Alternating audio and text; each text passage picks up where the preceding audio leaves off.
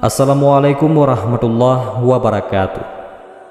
Pada zaman Rasulullah Shallallahu Alaihi Wasallam, ada seorang pemuda bermata biru, rambutnya merah, berpenampilan cukup tampan. Wajahnya selalu melihat pada tempat sujudnya dan tangan kanannya menumpang pada tangan kirinya. Pemuda ini tidak pernah lalai dari membaca Al-Quran dan senantiasa ia menangis. Pakaiannya hanya 2 helai saja, namun sudah terlalu lusuh untuk dipakai, sehingga tidak ada orang yang menghiraukannya. Pemuda ini jika bersumpah demi Allah, pasti akan terkabul. Beliau tidak dikenali dan miskin, malah banyak orang yang suka menertawakannya, mengejeknya, dan menuduhnya sebagai pencuri, serta bermacam lagi penghinaan dilemparkan kepadanya. Pemuda Yaman ini telah lama menjadi yatim, tidak mempunyai saudara kecuali hanya ibunya yang telah tua dan lumpuh. Untuk menyerah kehidupan sehari-hari, Uwais bekerja sebagai pengembala kambing. Upah yang diterimanya hanya cukup untuk kehidupan harian bersama ibunya. Jika ada uang lebih, beliau akan membantu tetangganya yang hidup miskin dan serba kekurangan seperti keadaannya. Walaupun dalam keadaan serba payah, beliau tidak pernah lalai dalam mengerjakan ibadahnya, sedikit pun tidak pernah berkurang. Sepanjang hidupnya, beliau melakukan puasa di siang hari dan bermunajat di malam harinya. Akan tetapi hanya satu permintaan yang sulit ia kabulkan. "Anakku, mungkin ibu tak lama lagi akan bersamamu. Ikhtiarkan agar ibu dapat mengerjakan haji," pinta sang ibu. Mendengar ucapan sang ibu, Uwais Al-Qarni pun jadi termenung. Perjalanan ke Mekah sangatlah jauh, melewati padang tandus yang cukup panas. Orang-orang biasanya menggunakan unta dan membawa banyak perbekalan. Lantas, bagaimana hal itu dilakukan Uwais yang sangat miskin dan tidak memiliki kendaraan? Maka dibelilah seekor anak lembu yang harganya cukup murah. Uwais membuatkan kandang di puncak bukit. Setiap pagi ia bolak-balik menggendong anak lembu itu naik turun bukit. "Uwais sudah gila, Uwais sudah gila," kata orang-orang yang melihat tingkah laku Uwais Al-Qarni. Banyak orang yang menganggap aneh apa yang dilakukannya tersebut. Tak pernah ada hari yang terlewatkan ia menggendong lembu itu naik turun bukit. Semakin hari anak lembu itu semakin besar, dan semakin besar pula tenaga yang diperlukan Uwais. Tetapi karena latihan tiap hari, anak lembu yang membesar itu tidak terasa lagi bagi Uwais Al-Qarni. Setelah 8 bulan berlalu, sampailah pada musim haji. Lembu Uwais telah mencapai 100 kg, begitu juga otot Uwais yang semakin kuat.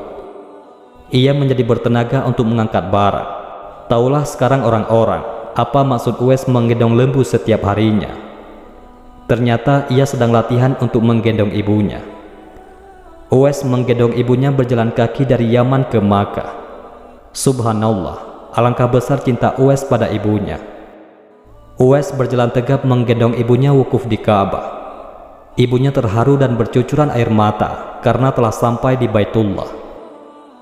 Di hadapan Ka'bah, ibu dan anak itu berdoa, "Ya Allah, ampuni semua dosa ibu," kata Uwais Al-Qarni. "Bagaimana dengan dosamu?" tanya sang ibu keheranan. Uwais menjawab, "Dengan terampuninya dosa ibu, maka ibu akan masuk surga. Cukuplah ridho dari ibu yang akan membawaku ke surga."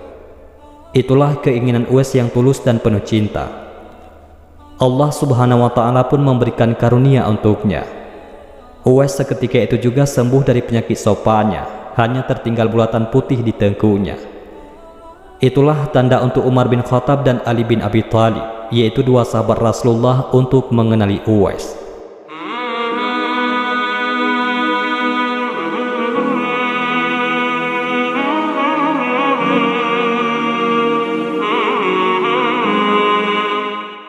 Uwais Al-Qarni telah memeluk Islam pada masa negeri Yaman mendengar seruan Nabi Muhammad SAW. Peraturan-peraturan yang terdapat di dalam agama Islam sangat menarik hati Uwais Al-Qarni.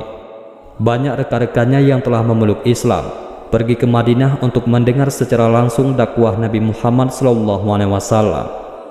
Hati Uwais juga bersemangat untuk ke Madinah untuk bertemu kekasih Allah, penghulu para nabi.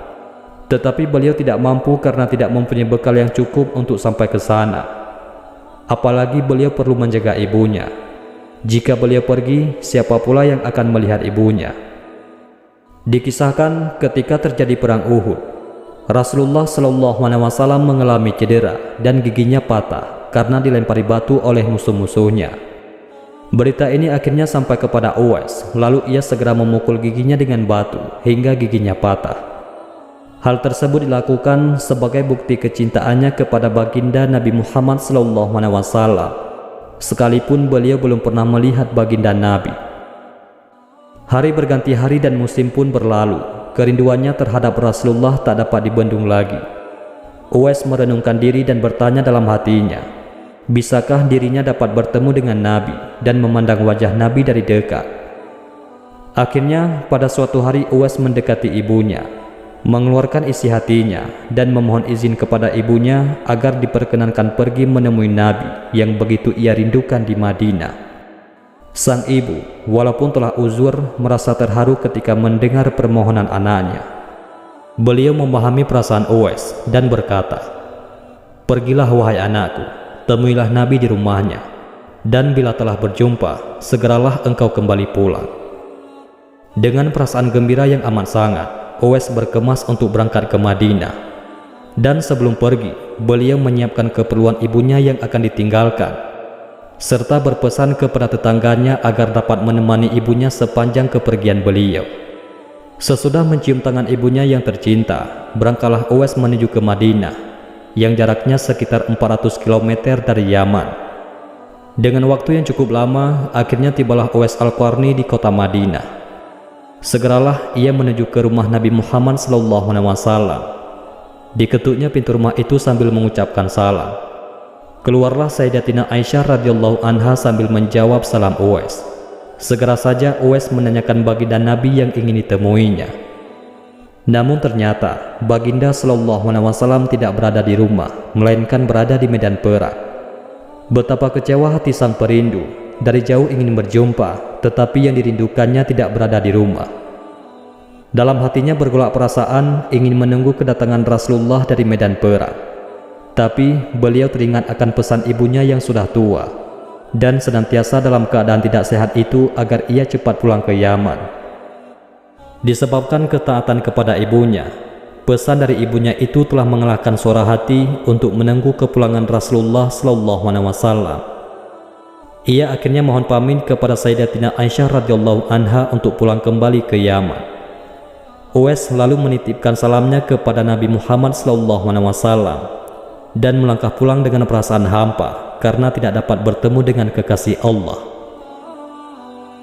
Sepulangnya dari perang, Rasulullah SAW langsung bertanya tentang kedatangan orang yang mencarinya. Nabi Muhammad SAW menjelaskan bahwa Uwais Al-Qarni adalah anak yang taat kepada ibunya. Beliau adalah penghuni langit. Mendengar perkataan Rasulullah SAW, Sayyidatina Aisyah radhiyallahu anha dan para sahabatnya tertegun seketika. Lalu kata Sayyidatina Aisyah radhiyallahu anha, memang benar sebelum ini ada seseorang telah datang mencari Rasulullah SAW. Tetapi orang itu segera pulang ke Yaman karena teringat akan ibunya yang sudah tua dan sakit, sehingga beliau bimbang meninggalkan ibunya terlalu lama. Rasulullah SAW bersabda, "Kalau kalian ingin berjumpa dengan dia, yaitu Uwais Al-Qarni, perhatikanlah bahwa ia mempunyai tanda putih di tengah-tengah telapak tangannya." Sesudah itu Rasulullah SAW memandang kepada Sayyidina Ali dan Sayyidina Umar radhiyallahu anhum lalu bersabda, "Apabila kalian bertemu dengan dia, mintalah doa dan istighfarnya untuk kalian, karena dia adalah penghuni langit, bukan penghuni bumi." Tahun berganti tahun dan Sayyidina Umar menjadi khalifah kedua menggantikan Abu Bakar As-Siddiq yang telah wafat. Suatu ketika Khalifah Umar teringat akan sabda Nabi tentang Uwais Al-Qarni, sang penghuni langit. Beliau segera mengingatkan sahabatnya, yaitu Sayyidina Ali, untuk mencari Uwais bersama-sama. Sejak saat itu, setiap kali ada kafilah yang datang dari Yaman, mereka berdua akan bertanya tentang Uwais Al-Qarni, apakah ia turut bersama mereka. Di antara kafilah-kafilah itu ada yang merasa heran, apakah sebenarnya yang dicari oleh kedua sahabat besar itu. Adapun rombongan kafilah dari Yaman menuju ke Syam silih berganti membawa barang dagangan mereka. Suatu ketika, Uwais Al-Qarni turut bersama rombongan kafilah menuju kota Madinah. Melihat ada rombongan kafilah yang datang dari Yaman, bersegeralah Khalifah Umar dan Sayyidina Ali mendatangi mereka dan menanyakan apakah Uwais turut bersama mereka. Rombongan itu mengatakan bahwa ia ada bersama mereka dan sedang menjaga unta-unta mereka di perbatasan kota. Mendengar jawaban itu, mereka berdua bergegas menemui Uwais Al-Qarni. Sesampainya di tempat Uwais, Khalifah Umar dan Sayyidina Ali memberi salam. Namun rupanya Uwais sedang melaksanakan sholat. Setelah mengakhiri sholatnya, Uwais menjawab salam kedua tamu agung tersebut sambil bersalaman.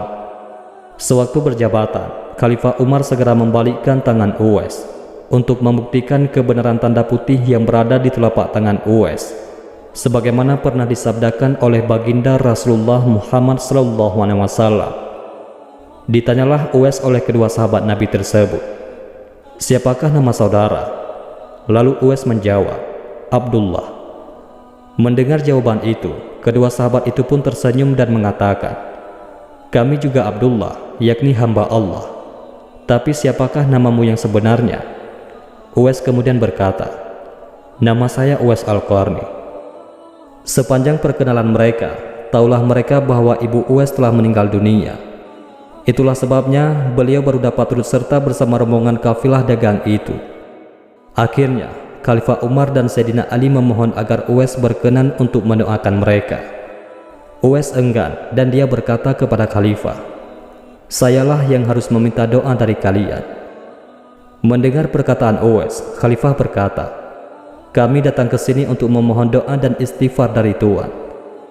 Disebabkan didesak oleh dua sahabat besar ini, Uwais Al-Qarni akhirnya mengangkat kedua tangannya, lalu berdoa dan membacakan istighfar.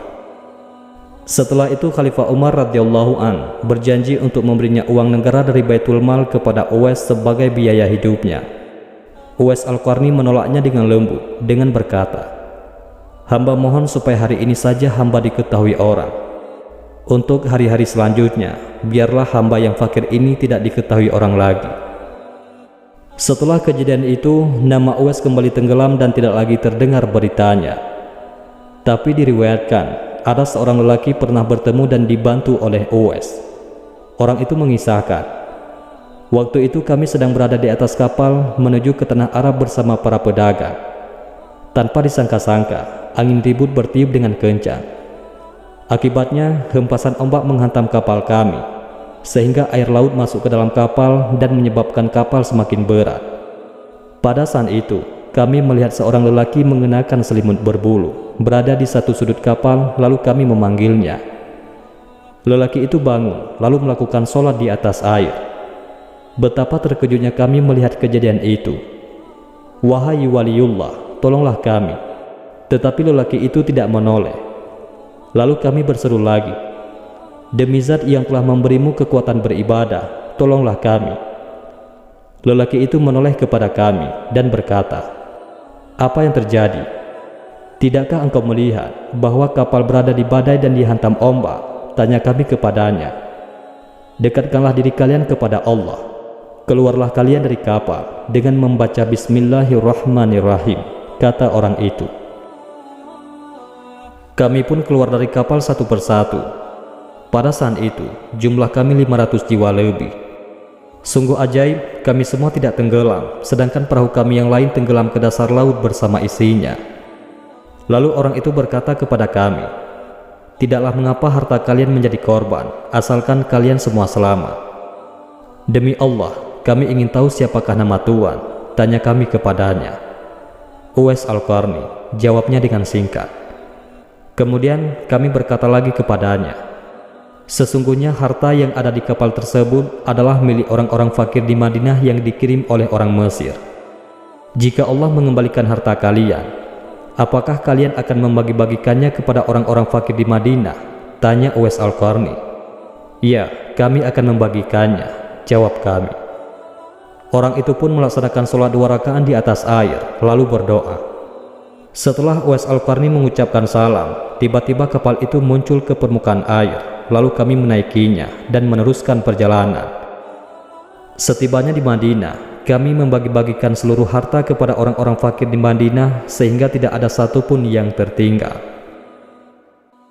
Beberapa waktu kemudian, tersiarlah kabar bahwa Uwais Al-Qarni telah berpulang ke rahmatullah. Anehnya, pada saat dia hendak dimandikan, tiba-tiba terlalu banyak orang yang berebut hendak memandikannya. Dan ketika dibawa ke tempat pembaringan untuk dikafankan, begitu ramai orang yang menunggu untuk mengkafankannya. Demikian pula ketika orang pergi hendak menggali kuburnya. Di sana ternyata sudah ada orang-orang yang menggali kuburnya hingga selesai. Ketika usungan dibawa menuju ke perkuburan, luar biasa banyaknya orang yang berebut hendak mengusungnya. Meninggalnya Uwais Al-Qarni telah menggemparkan masyarakat kota Yaman. Banyak terjadi hal-hal yang amat mengherankan penduduk Yaman. Sedemikian banyaknya orang yang tak dikenali datang untuk mengurus jenazah dan pemakamannya. Sejak ia dimandikan, sampailah ketika jenazahnya hendak diturunkan ke dalam kubur, ada saja orang-orang yang telah siap melaksanakannya terlebih dahulu. Penduduk kota Yaman tercengang. Mereka bertanya-tanya, "Siapakah sebenarnya engkau, wahai Uwais Al-Qarni? Bukankah Uwais yang kita kenal hanyalah seorang fakir yang tidak memiliki apa-apa, yang kerjanya hanyalah sebagai pengembala kambing dan unta? Tetapi ketika hari wafatmu, engkau telah menggemparkan penduduk Yaman dengan hadirnya manusia-manusia asing yang tidak pernah kami kenal. Mereka datang dalam jumlah sedemikian banyaknya. Agaknya mereka adalah para malaikat yang diturunkan ke bumi hanya untuk mengurus jenazah dan pemakamanmu." Barusan itulah penduduk Yaman mengetahui siapa Uwais Al-Qarni, yang ternyata tidak terkenal di bumi, akan tetapi beliau sangat terkenal di langit. Begitulah Uwais Al-Qarni, sosok yang sangat berbakti kepada orang tua. Dan itu sesuai dengan sabda Rasulullah ketika Rasulullah ditanya tentang peranan kedua orang tua. Rasulullah SAW menjawab, "Mereka adalah yang menyebabkan surgamu atau nerakamu." Hadis riwayat Ibnu Majah. Demikianlah kisah Uwais Al-Qarni. Semoga kita dapat mengambil hikmah dari kisah beliau. Mudah-mudahan ini semua bermanfaat. Assalamualaikum warahmatullahi wabarakatuh.